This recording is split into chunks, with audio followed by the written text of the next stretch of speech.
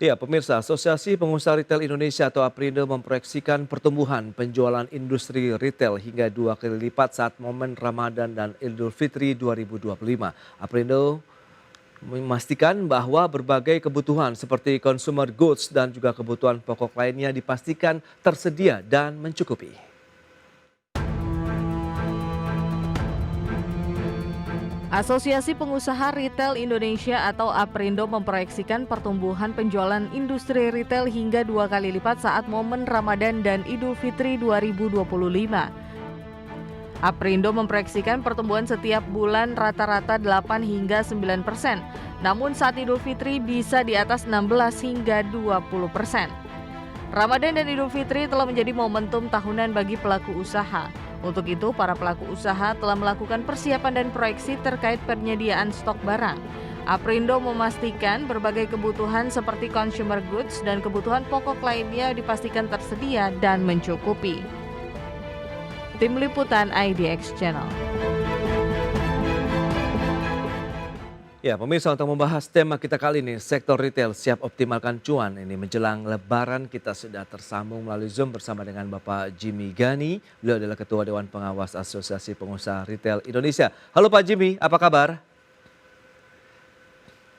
Halo Pak Jimmy, apa kabar? Halo Mas Pras, kabar baik. Baik, terima kasih Pak Jimmy atas waktu yang Baik disempatkan Mas ya. Pras, apa kabar? Kabar baik juga, terima kasih atas waktu yang disempatkan. Kemudian juga ada Pak Ahmad Akbar Susamto, Direktur Riset Core Indonesia. Halo Pak Ahmad, apa kabar? Baik, alhamdulillah. Baik, terima kasih juga atas waktu yang disempatkan. Dan sebelum membahas lebih jauh, review terlebih dahulu nih dari Pak Jimmy terkait dengan kondisi dari industri retail sampai saat ini di momentum Ramadan menjelang Lebaran. Silakan Pak. Ya, terima kasih Mas Pras. Jadi industri retail saat ini itu menunjukkan tren pertumbuhan yang cukup positif ya. Meskipun kita ngelihat kan banyak tantangan saat ini. Ya. Inflasi, fluktuasi nilai tukar, dinamika daya beli masyarakat. Tapi memang sektor retail modern ini kan menjadi pilar utama dalam distribusi kebutuhan masyarakat, di mana masyarakat itu datang ke toko-toko retail untuk mengkonsum bahan-bahan atau barang yang mereka butuhkan, terutama di bulan Ramadan ini gitu. Nah, tapi tentu karena tantangan ini juga cukup besar ya, kita perlu menjaga momentum pertumbuhan ini yang tadi udah disampaikan di pembuka. Dukungan dari berbagai pihak termasuk pemerintah ini tentu perlu, terutama dalam memastikan stabilitas harga, ketersediaan pangan, dan juga langkah-langkah seperti penguatan rantai pasok, insentif bagi pelaku usaha, serta kebijakan yang mendukung efisiensi distribusi barang ini menjadi kunci dalam menjaga daya beli masyarakat sehingga ada kelancaran dalam pasokan barang di sektor retail. Mas Pras. Baik, Core Indonesia sendiri melihat bagaimana Pak Ahmad, Anda melihat kondisi saat ini, daya beli masyarakat kah atau Anda melihat ada tantangan tersendiri lainnya begitu? Iya, sebenarnya begini, sebenarnya tidak ada satu ukuran baku ya tentang bagaimana sebenarnya mengukur daya beli itu. Biasanya kalau kita bicara daya beli itu nanti akan dikaitkan dengan variabel lain. Salah satunya adalah inflasi. Nah, sebenarnya kalau merujuk pada data inflasi kita paling nggak sampai dengan bulan Februari itu cukup rendah sebenarnya. Bahkan kita year on year-nya itu malah negatif. Artinya harga-harga secara umum itu malah agak turun. Nah, tapi bulan Maret ini kemungkinan akan naik lagi karena efek dari Ramadan ya. Jadi artinya gini, kalau hanya dari sisi harga sebenarnya saya tidak terlalu khawatir dan justru malah berharap bahwa ini akan menjadi momentum baik untuk kita bisa mendorong pergerakan ekonomi di bulan Maret 2025 ini. Tapi sayangnya gitu ada faktor-faktor lain yang menurut saya juga bisa berpengaruh gitu ya. Jadi saya kira sekarang ini tantangannya justru bagaimana.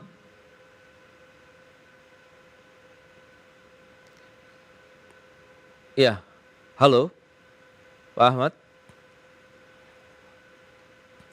Baik, sepertinya kami mengalami gangguan sinyal dan langsung saja kita ke Pak Jimmy. Kalau kita bicara mengenai potensi menjelang Lebaran ini, kalau kita bicara mengenai kemampuan masyarakat ataupun daya beli sendiri bagaimana Pak Jimmy dari pandangan APRindo sendiri? Apakah memang justru momentum Lebaran memang ya seperti tahun-tahun sebelumnya daya beli konsumsi masyarakat memang sedang meningkat begitu? Iya, Mas Pras, terima kasih. Ini jadi memang menjelang Lebaran ini dari tahun ke tahun kan daya beli masyarakat tuh cenderung meningkat ya, terutama didorong oleh pencairan THR yang Oke. sebagian besar saya rasa udah terima THR itu, dan minggu ini juga kemungkinan besar para pegawai itu akan menerima gaji bulanan Hmm. yang tentunya berdekatan ya dengan THR yang sudah cair, kemudian gaji yang diterima akhir bulan ini menjadi momentum pendorong signifikan bagi konsumsi masyarakat, Oke. terutama untuk kebutuhan makanan, minuman, fashion, serta perlengkapan rumah tangga. Nah, kita juga di Aprindo tentunya menginisiasi program-program seperti Hmm. Friday Mubarak yang didukung oleh Kementerian Koordinator Bidang Perekonomian, Kementerian Perdagangan, Badan Pangan Nasional, Pemerintah Provinsi Jakarta, serta berbagai kementerian dan berbagai lainnya. Nah, ini kita harapkan nanti bisa mendorong juga peningkatan daya beli masyarakat dan minat masyarakat untuk bisa mereka belanja dengan lebih luas ya dengan adanya promo, diskon, dan seterusnya. Nah, Oke. ini kita hadirkan promo-promo itu terutama di akhir pekan, di Jumat, memberikan stimulus belanja yang lebih luas bagi masyarakat. Baik, program secara nasional saat ini sedang digulirkan itu belanja di Indonesia aja. Ini mungkin bisa dijelaskan lebih jauh. Apakah memang ini mencakup dari Sabang sampai Merauke begitu kegiatan ini akan berlangsung atau bagaimana nih Pak? Ya, ini kalau di Indonesia ini kan menarik ya. Hmm. Karena kita mayoritas Muslim dan sebagian besar merayakan Hari Raya Idul Fitri nanti. Menjelang Hari Raya Idul Fitri itu memang terus masyarakat ini belanja, terutama tadi Oke. sudah uangnya dapat gitu Hmm. kan, dan kita yakin bahwa seperti tahun-tahun sebelumnya, walaupun tadi ya Hmm. ada beberapa tekanan dari perekonomian, tapi kita percaya bahwa dengan kolaborasi dan juga kerjasama yang erat antara pelaku dan juga pemerintah, ini akan terjadi tetap lonjakan transaksi yang signifikan menjelang Lebaran ini. Baik, potensinya seberapa besar nanti kenaikannya kita bahas di segmen berikutnya. Kita akan jeda sebentar Pak Jibi dan pemirsa. Kami akan segera kembali sesaat lagi.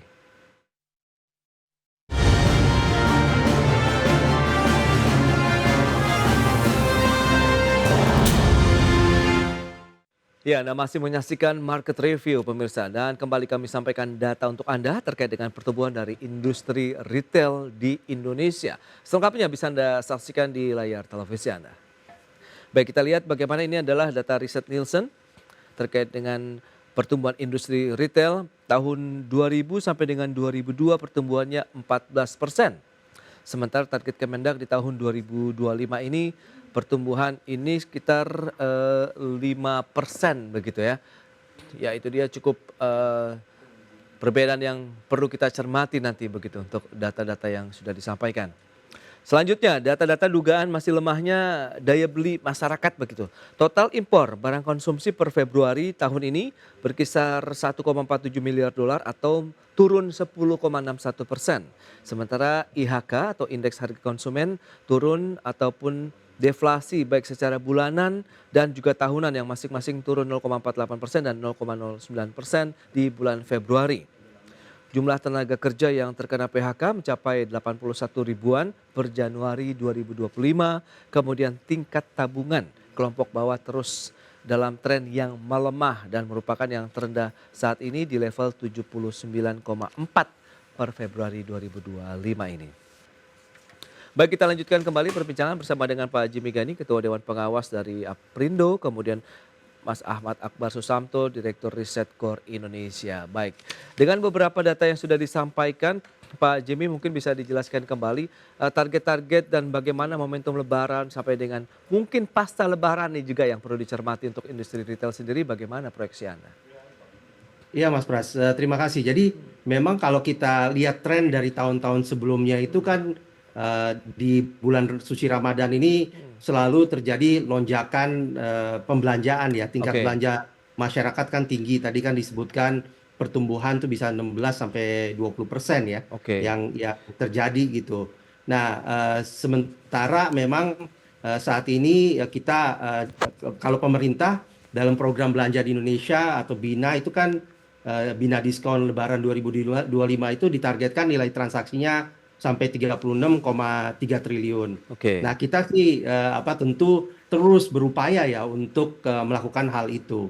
Nah, jadi Aprindo sebagai asosiasi yang menaungi berbagai peritel ya tentunya kita terus melakukan berbagai upaya. Salah satunya yang tadi ya, Friday Mubarak yang bertujuan memberikan stimulus belanja secara berkala untuk memperkuat daya saing retail modern di Indonesia. Kita juga berharap kan dengan Bina, kemudian dengan Friday Mubarak ini, itu akan terjadi nantinya dorongan masyarakat. Walaupun tadi ada tantangan, tapi tetap menjelang Idul Fitri ini akan terjadi pencapaian yang signifikan dalam penjualan. Baik. Nah, memang setelah Idul Fitri itu dari tahun ke tahun yang kita rasakan terjadi penurunan. Satu, kan memang orang belanja begitu masifnya ya menjelang Idul Fitri, kemudian mereka membagi-bagi rezeki di hari Idul Fitrinya pada saat Lebaran, Iya. kemudian setelah itu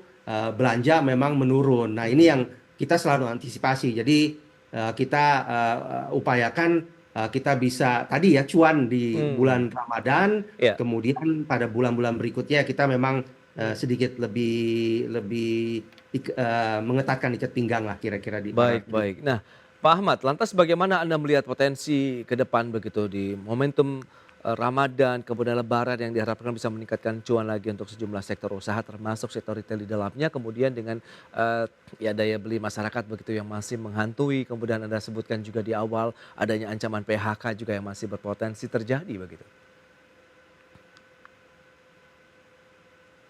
Baik.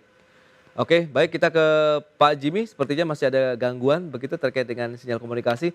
Pak Jimmy, lantas kalau kita bicara mengenai strategi, apa yang Anda bisa siapkan dan mitigasikan kalau memang melihat dengan kondisi real yang ada saat ini? Mungkin tadi dengan beragam inovasi-inovasi, program-program belanja begitu yang sudah ditelurkan atau digulirkan saat ini, apakah cukup efektif atau tidak nih?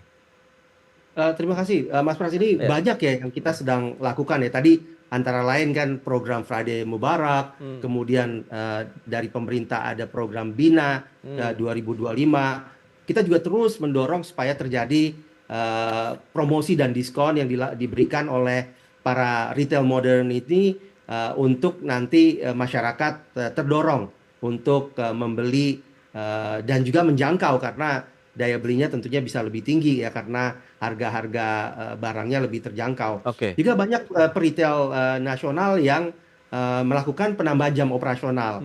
Ya beberapa melakukan misalnya late night sale gitu ya. Oke. Hari Sabtu di weekend sehingga even di malam hari sampai jam 10 sampai jam 11 itu masih buka sehingga masyarakat tetap bisa berbelanja di waktu-waktu yang setelah mereka melakukan tarawih dan seterusnya.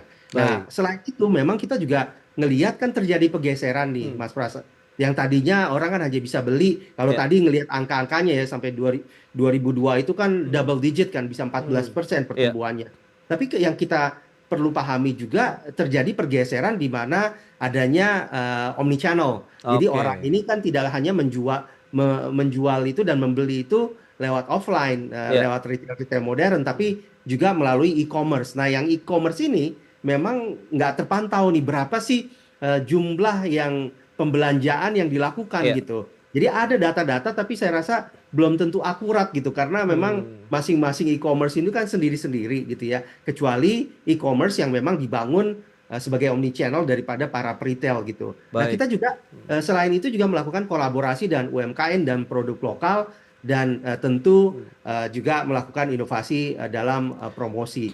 Bisa cashback, kemudian pengalaman belanja yang lebih menarik, memberikan undian, loyalty rewards, dan seterusnya. Itu dia ya, beragam upaya yang sudah dilakukan untuk menjaga kinerja industri retail di tahun 2025. Nah, Pak Ahmad, halo.